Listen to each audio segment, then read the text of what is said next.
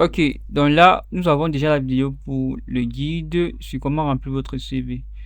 Également, nous avons le guide en format PDF à télécharger. Voici à quoi le guide ressemble. On a les différents éléments qui sont d'une certaine façon un sommaire de la version vidéo. Là, on a la présentation et les coordonnées, l'accroche ou un résumé sur qui vous êtes pour que le recruteur en fait puisse avoir une première impression de qui est-ce qu'il est en train de recruter. Par la suite, on a les expériences professionnelles, formation et diplôme, compétences, rubrique complémentaire, c'est-à-dire sur la langue de certification dont vous pensez que ça pourrait être nécessaire. Et comme conseil pratique, s'il vous plaît, j'aimerais beaucoup m'attarder sur ceci. Évitez des informations qui ne vont pas vous servir. Là, restez honnête et précis, évitez des informations inutiles ou exagérées. D'autres personnes, seulement parce qu'ils ont en tête d'avoir absolument cet emploi, vont jusqu'au bout de mentir sur qui est-ce qu'ils sont, sur l'expérience qu'ils ont eu à recevoir.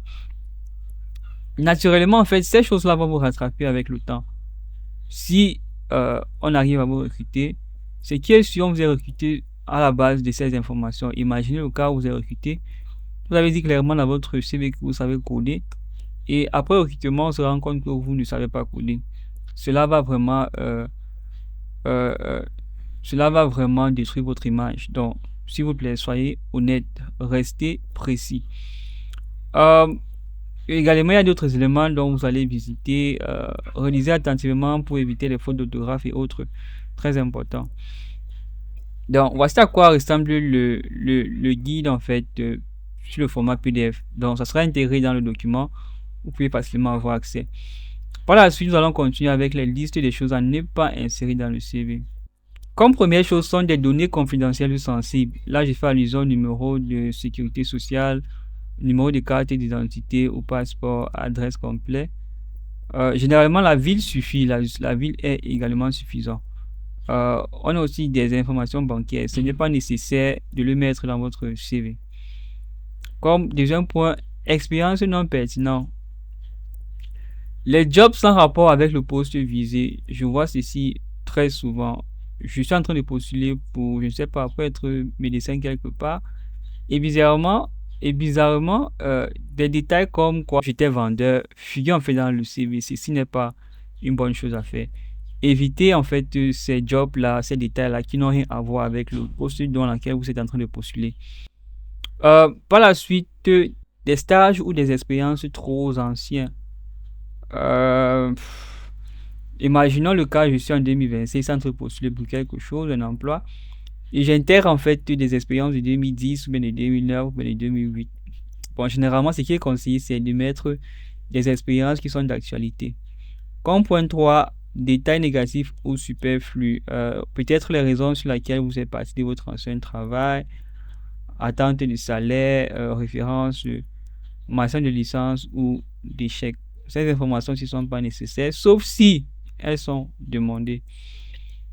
Par la suite, on a le langage inapproprié, le langage en fait familier ou humoristique, des abréviations dans votre CV qui n'ont pas d'explication et des mensonges ou des exagérations.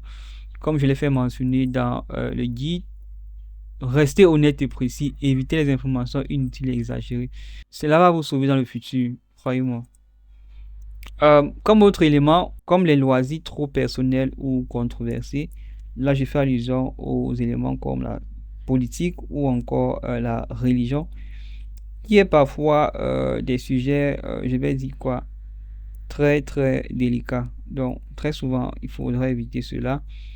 Euh, les listes exhaustives de compétences basiques dans le CV, l'idéal en fait c'est d'être assez précis dans ce qu'on présente. Le recruteur n'a pas assez de temps pour visiter, pour lire tout, donc soyez assez précis. Et pour finir, le document non demandé, d'autres personnes viennent inclure les documents qui n'ont pas été demandés pour pouvoir rédiger votre CV. Donc, en résumé, votre CV doit être clair, professionnel et ciblé. J'aimerais beaucoup m'attarder sur ceci. Clair, professionnel et ciblé. Ciblé parce que si je suis en train de postuler pour un travail où je suis amené à cuisiner, je ne dois pas mettre des éléments qui parlent de la mécanique ou autre. Ce n'est pas nécessaire. professionnel dans la présentation et aussi clair. En lisant en fait le CV, le recruteur doit comprendre exactement qui vous êtes et ce que vous apportez comme valeur. Supprimez tout ce qui n'apporte pas de valeur ajoutée à votre candidature. Très important, s'il vous plaît.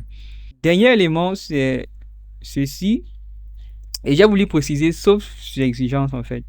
Parce que parfois, sur certains CV, les informations comme votre âge, votre date de naissance, votre situation matrimoniale, votre nombre d'enfants, nationalité, ne sont pas nécessaires. Donc, comme je l'ai toujours dit, ça varie en fait de le but du CV, ça varie en fait de la demande et autres. Donc, c'était pour les listes des choses à ne pas faire, à ne pas insérer dans notre CV. Donc, nous allons continuer avec le module 2.